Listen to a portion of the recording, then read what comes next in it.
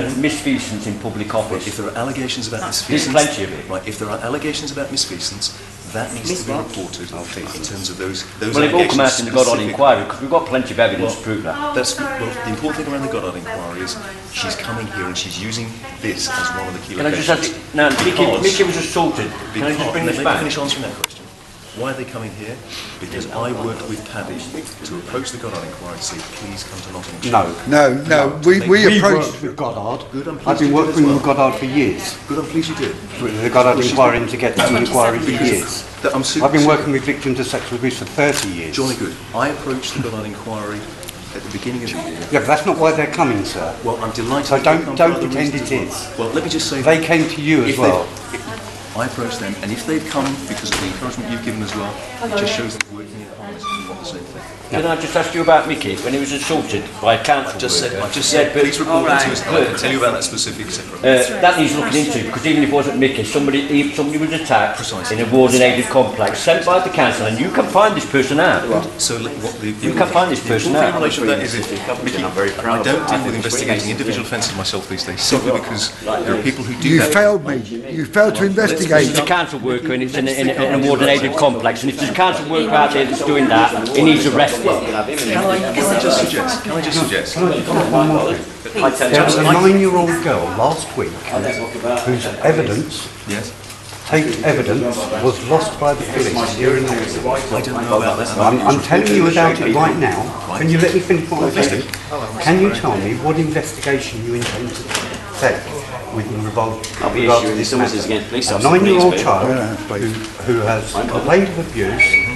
There has been taped evidence that has been lost by the police. This was just reported on Friday. To court. Yeah. And I want to know what investigations you're making to make sure that you find out who has lost these tapes and why. Well, that will be investigated, and we will find out where it's gone and why. Okay. It will be investigated. Yeah. Can I tell you that in terms of the taped investigations that we deal with, I don't know the details of where it went missing, by whom and when. That will be investigated and establish it. When it is, it will be, and the accountability for that will be to Paddy, because I'm accountable to him as the Police and Crime Commissioner. I'm aware of that. But as am I. Right, chaps. You're also accountable to what? I've spent my entire life in public service to protect the vulnerable and make sure we bring those so have I. Good.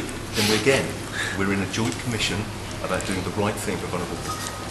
Mr. Ayres, I have a lot of evidence about paedophile rings that ran in Nottingham that I've been researching for a long time. Right. I've not been able to go to Operation Daybreak with that because of my own trust with how other people's survivors' evidence has been looked at and the way it's been shut down. Do you have anything in writing? Some things will be in writing, but there is issues. If you say you've been investigating this for some time, if you can write to me with that detail, with the detail of the paedophile rings that you say you've got the evidence of, please do so, and I'll make sure that's fed in for criminal investigation. How do we know you won't cover it up? Is there any chance? Because we've got detectives. We've made a statement. Can I just finish with this? This was my question. Also, as you know, we conduct the CSA meetings. One time, if you're free, would you come along and just address I'm not going to make commitments here today. Yes. I'll talk through with Paddy the right way of dealing with things.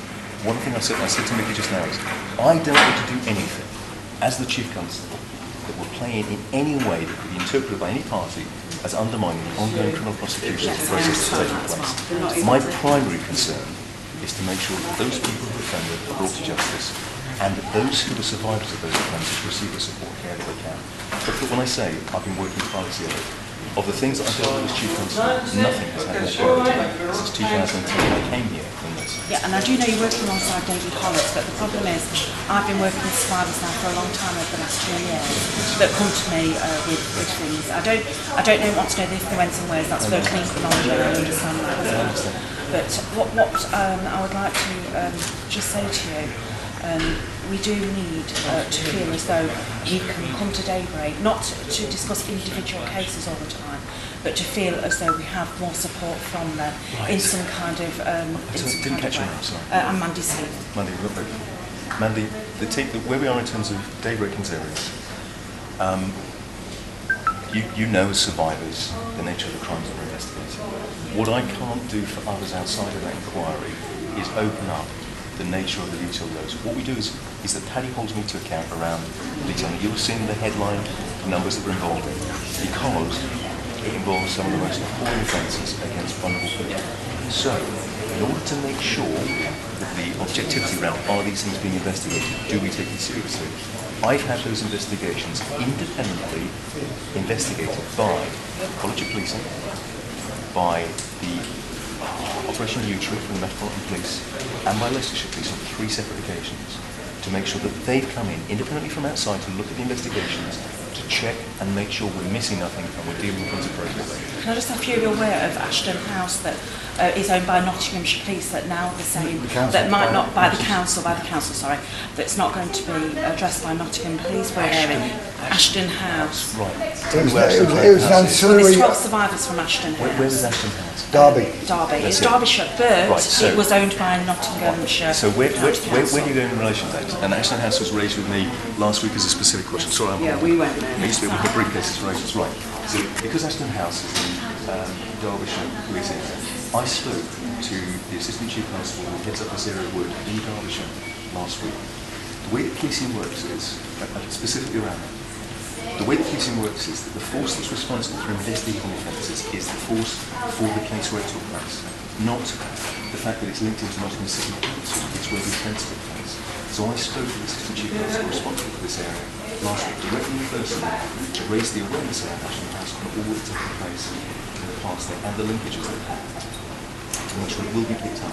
Does that mean that it will get cut through? No. What it will mean is that when it's investigating Derbyshire, we will link the investigation to something called Operation Hydrant, which is coordinated. Norfolk Constabulary. It is, but it's based in South Yorkshire. It's based in Sheffield. So Norfolk Constabulary and Simon Bailey chairs it, but it's based in South Yorkshire. And guess what? We provide resources to make sure that national coordination can take place.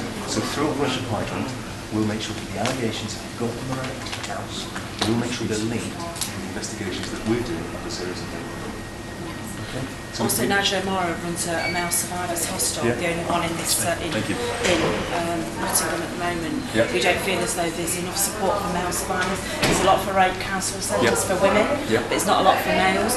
Nigel's been campaigning, he run the first hotline for survivors, of male survivors, and he needs to address situations regarding And male the bit survivors. in terms of where we are on our care for any survivor, we can sign. You go through the Red Crisis Centre, which only works with women. We can signpost it towards services that You are don't though. provided. You just don't though. You signpost the weight. You signpost to the RAVASC, yeah, the Rape and Sexual Violence Counselling Service, which is run by Red Crisis, which I was told very clearly by them just a couple of weeks ago. They are not allowed by their own rules to employ men, so male survivors have no support. So if there is a gap in terms of survivor support that's provided, because that's something we will signpost people towards, I'll happily work with the other service providers to ask if there's a gap there, to ask them how they can fill it. Because we need to make sure that we're... But I'm one of the service providers and you're not asking me, sir. Well, I'm not... But I'm not... The commissioning of those services tends not to be done through police acts. Yes, I know. It tends to be done by either health or social care. So for me, it's about, with those organisations that commission that work, is to highlight where the gap is, so we can make sure that for the survivors... But nobody's highlighting it. You just highlighted it with me. I've just highlighted it with you. And I can... I've been highlighting it with Paddy for over a year. And I can highlight it with others who are responsible for commissioning these services. It's not something that the police service commissions. If you're telling me, it's not... If you think about where the Well, I'm police and asking you, where do you send male survivors? I will highlight it. No, I'm asking you, where do you send male I've just survivors? explained before. There is no service I'm not other than operationally. And if you're not sending them to me, you're not sending them anywhere. I'm not operationally investigating offences. I have teams of officers. People like Nigel you need to be engaging with. It's really, all I can do in relation to that is I can go to the people who commission these services and highlight where they go. Okay? Yeah. And I'm happy to do that.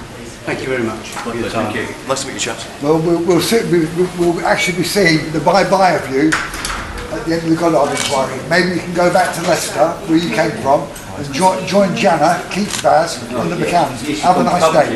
Nick, why did you raise those things? Pardon? Why did you I'm raise afraid you those things? said you come to Well, But I'm happy to be filmed today. Well, So what's my issue in relation to Jana? Well, you was in Leicester was. as a police officer, joined the Yes, Jana I was. investigations. You failed.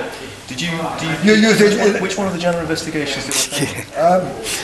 The fact they have got to ask which one tells you enough, doesn't it? So the 2006 one, where the CPS say that they should have taken my guidance and charged. Oh, you actually said that, didn't you? Because that's contrary to what we've read. No. So what happened was the file was submitted to the CPS, and I led the development of that file and that investigation, determined to bring a offender to justice. And that went to the CPS, and I think if you read the subsequent inquiry now, the conclusion is that that file that we put to the CPS in 2006 should have been charged, is what they concluded. So at least we've got some form of clarification out of it today. So that was the first one, right? Which was the second one? McCann's. Right, so what's your point in relation to McCann's? So what did you do around the investigation into the McCann's? I led the investigation for 3 years, coordinating all the resources in the UK to see if we could find those responsible for the loss of that. It's common knowledge that they were responsible for their own child's death. I led the investigation for 3 years to try and make sure that the Portuguese authorities investigating that inquiry had all the assets in the UK to make sure that poor child had justice. But going back to Operation Daybreak... Your third point was? You raised McCann's, you raised Janner. What was your third point? My third point is, when did you come to Nottingham? 2010. Right, and shortly after your arrival, Operation Daybreak started, didn't it? So how do you feel, as the Chief Constable of Nottingham, 5 years of Operation Daybreak and not one person brought to trial? One person convicted last week. Other cases who are going through at the moment. And Mickey, let me just explain to you. I came in 2010. When did these offences take place? Would you like to comment about Ronald there? I don't know who Ronald there is. Oh, he's a paedophile that was convicted in Leicester. Chris, can I offer you any assistance? No, it's very kind of chap. I'm very, very well, thank you. Thank you ever so much for your help. Why would you think he needs assistance? We're fine. Mickey, thanks so much for your time. Forgive me, I don't know who Ronald there is. I've got no involvement in the case. Thank you. Merry Christmas. Merry Christmas to you as well.